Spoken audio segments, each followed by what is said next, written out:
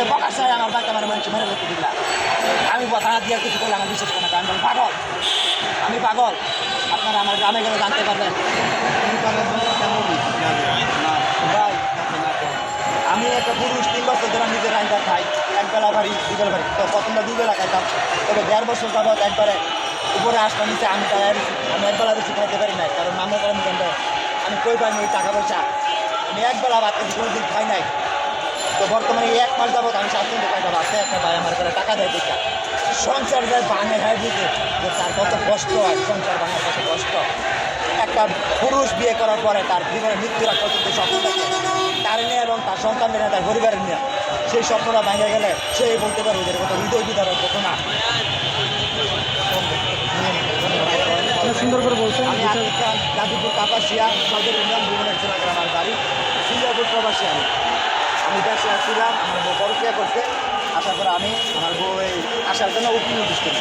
উকিল নোটিশের জবাবে 10 দিন পর তারা আমাকে একটা মিথ্যা মামলার আসামি করে কাপাসিয়া তারা পুলিশের সহযোগিতায় পরবর্তী সময় আমি জানতে পারি আমি একটা বইয়ের 2টা বিয়ে প্রতি মানুষের কথা দিয়া সমস্ত টাকা পয়সাটা বিয়ে করেছিলাম সে গলায় ধরে দিয়ে আত্মহত্যা করেও দিতে পারে তারা না আনলে বাচ্চার জন্য পরে আমি আনার পর সে গোপনে একটা কামিন করে আবার জালিয়াতি কামিন যেটার মধ্যে ডিএড ডকুমেন্ট যেগুলি তখন আমি সিঙ্গাপুরে দেশ হই নাই জালিয়াতি কামিন একটা মামলা করি ফরুকের একটা মামলা করি বাচ্চাও দিলে একটা মামলা করি যেহেতু আমার মারার মামলা দিই ফরুকের মামলায় পিবিআই টাকা খাইয়া তাদের কাছ থেকে আমি টাকা দিই না দিকে 1 টাকা মিথ্যা প্রমাণ ওটা করে আমি প্রমাণ করছি তারপর যে জালিয়াতি কাবিন ওটাতে এখন ইয়াত আছে বিচার মানে সাক্ষীতে আছে এবং বাচ্চার ধরে যে মামলাটা দেয় ভাই পারিবারিক আদালতে 3 মাস যাওয়ার পরে যোগাযোগ করে না উচ্চ আদালতে আপিল করি উচ্চ আদালতে আপিল করার পর বর্তমানে 17 মাস চলে বাংলাদেশে এই গাজীপুর করে আমার বাচ্চাটাকে 17 মাসের ভিতরে হাজির করতে পারে না কাজের ভিতরে কোর্ট যদি তাদেরকে সময় দেয় তারা নাকি কে ডকুমেন্ট বা কাগজ সংগ্রহ করতে পারে নাকি আমার কাছে জন্ম নিবন্ধন আছে সব কিছু আছে বাচ্চা আমার কাবিননামা দেওয়া মামলা আমি দিচ্ছি তারা কে কাগজ কোর্ট 17 মাসের ভিতরে আমার বাচ্চা জীবিত নামি তো এটা আমার বুকে না দেখা দেবে আমার বয়স সামনে আসছে না ভাই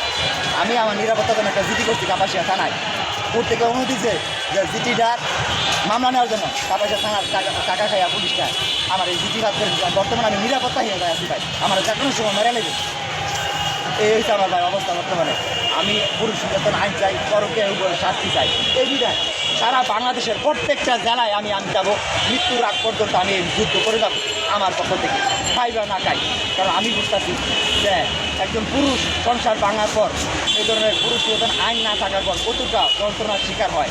এটা আমি ভুক্তভোগী আমি আমার সন্তানের সাথে দেখা করতে চাই কথা বলতে চাই যে সন্তানদের 17 মাস যাবে তারা আটকায় রাখছে আমার সাথে কথা বলতে চায় না আমি তাকে নিয়ে সংসার করতে চাই না এবং পুরুষ নির্যাতন আইন পরকীয়া উভয় শাস্তি এই জিনিসটা চাই পরকীয়া উভয় শাস্তি হলে নারী যদি শাস্তির আওতায় যায় তো নারী সহজে পরকীয়া করতে যাবে না এখানে শুধু পুরুষের শাস্তি হবে কেন আমার বউ থেকে আমি যা জানতে পারলাম যতগুলো ডকুমেন্টস আমার কাছে আসছে মেসেঞ্জার হোয়াটসঅ্যাপ ইমু থেকে এখানে কোনো ছেলে তাকে প্রথম উইশ করে নাই তার বাড়িতে আসার জন্য তাকে বুক করা যাবে আমার বউ তাদেরকে উইশ করে আনছে তাই নারীরও পরকীয়া শাস্তি হওয়া উচিত 100% যদি পুরুষের না কীভাবে জানলেন আমি বিদেশ থেকে প্রথম জানলাম আমার মা বলছে তোর বউ তো খালি রাত করে দরজা খুলে গান কোনো ফিস আলাপ করে কিন্তু এটা করে তো কোনো ফিস কিন্তু আমার লোক করতে বাপমার লোক করতে একটু ভালো করে চেক নেয় পরে একটু চেক টাকার পরে জানতে পারতে যে তার মামার তো বোনের স্বামী আমার গ্রামের বাড়ি কিন্তু সরকার না তার সাথে তার অনৈতিক সম্পর্ক পরে তৎক্ষণাৎ আমি তাকে না জানার দেশে চলে আসি আসে তার মোবাইল জব্দ করি মোবাইল জব্দ করি আমার রুমের ভিতরে একটা মানুষ আসলে কাপড় চোপড় বার করে আমি ড্রয়ার খুলে দিই আমার ড্রয়ের ভিতরে আমি এই ট্যাবলেটটা পরে গিয়ে জানতে পারছি যে যাও তো যেটুকু গেছে মোবাইলে যেটা পাইলাম আর কি তার সাথে রেকর্ডিং যে কথা তার সাথে অনেক কথাবার্তা যেগুলো আছে এইগুলো কথার ভিডিও পাইলাম কোনো দেওয়া হবো কোনো ক্লিক করবো এইগুলো পাইছি মানে ভিডিওতে রেকর্ডিং পাইছি পরবর্তী আমি আইসা তৎক্ষণাৎ তার মোবাইলে দুখন যে অটো রেকর্ডিং চালু করে দেয় বাজারে গেছিলাম আমি একটা নিউজ জানাবো আমার বাড়ি যাই না ভাই খালি বাজার থেকে ঘুরে দিয়ে দেয় দুজনের লোক কথা হয়ে গেছে